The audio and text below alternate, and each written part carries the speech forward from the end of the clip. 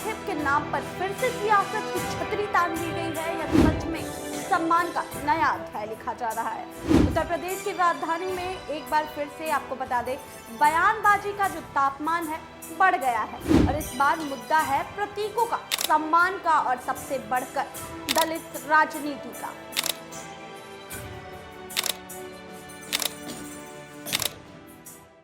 नमस्कार, मैं हूं प्रियांशी मिश्रा और आप देख रहे हैं आज की खास पेशकश, जहां हम बात करेंगे उस सियासी तूफान की जो उठ खड़ा हुआ है बाबा साहेब की प्रतिमाओं पर छतरी लगाने के फैसले के बाद से। उत्तर प्रदेश में अखिलेश यादव और बीजेपी के बीच में बयानबाजी का दौर शुरू हो गया है, लेकिन इस बार जो मुद्दा है वो सीधा जुड़ा है डॉक्टर भीमराव अंबेडकर की विरासत से।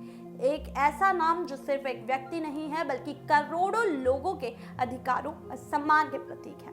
दरअसल बीजेपी सरकार ने राज्य भर में बाबा साहेब की प्रतिमाओं पर छतरी लगाने का फैसला किया है। सरकार का दावा है कि यह कदम बाबा साहेब के सम्मान और उनकी विरासत को संरक्षित करने के लिए उठाया गया है, लेकिन विपक्ष खासकर समाजवादी पार्टी इसे चुनावी स्टंट बता रही है। कानपुर में मीडिया से बातचीत के दौरान अखिलेश यादव ने बीजेपी पर सीधा हमला बोलते हुए कहा है कि अब आप सोचिए, 9 साल जिस सरकार ने आरक्षण लूटा हो, हक मारा हो, और वो अब बाबा साहेब की प्रतिमा पर छतरी लगाने जा रही है।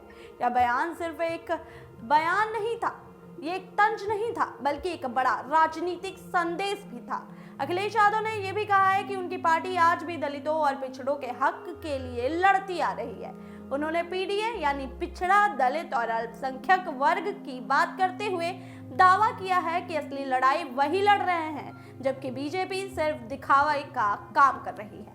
अब ऐसे में सवाल ये उठता है कि क्या ये सच में सम्मान का प्रयास है या फिर चुनावी रणनीति है, क्योंकि जैसे जैसे चुनाव पास आ रहे हैं वैसे वैसे प्रतीकों की राजनीति तेज होती जा रही है। और इसी दौरान जब पत्रकारों ने उनसे मायावती के बयान पर सवाल कर लिए, जिसमें उन्होंने कहा कि अखिलेश यादव को दलितों से सच्चा प्रेम नहीं है, तो अखिलेश ने जवाब देते हुए कह दिया कि हमारे और मायावती जी के संबंध 2019 में भी रहे हैं और हम उनके लिए समाज में आज भी लड़ रहे हैं। हमने भी उनके बाद बाबा साहेब की प्रतिमाएं लगवाई हैं और ये बयान साफ तौर पर दिखाता है कि समाजवादी पार्टी खुद को दलितों के हितैषी के रूप में पेश करना चाहती है। वहीं बहुजन समाज पार्टी भी इस मुद्दे पर अपनी पकड़ बनाए रखना चाहती है। यानी एक तरफ बीजेपी है, दूसरी तरफ सपा और बसपा, और तीनों के बीच दलित वोट बैंक को लेकर सीधी टक्कर। राजनीति में प्रतीकों की अहमियत हमेशा से रही है, चाहे वह मूर्तियां हों, स्मारक हो या फिर योजनाओं के नाम हो, हर चीज एक ही संदेश देती है।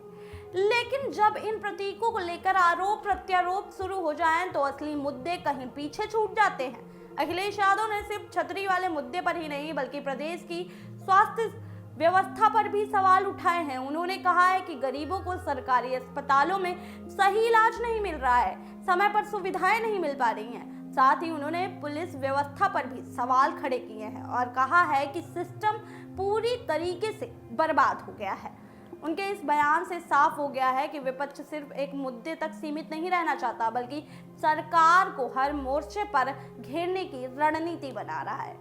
लेकिन यहाँ पर एक और बड़ा सवाल खड़ा होता है कि क्या जनता इन बयानों से प्रभावित होगी? क्या छतरी लगाने जैसे फैसले सच में लोगों के दिलों में घर कर जाएंगे या फिर यह सिर्फ एक चुनावी हवा बनने की कोशिश मात्र है? क्योंकि जमीन पर असल मुद्दे आज भी वही हैं, रोजगार, शिक्षा, स्वास्थ्य और सुरक्षा।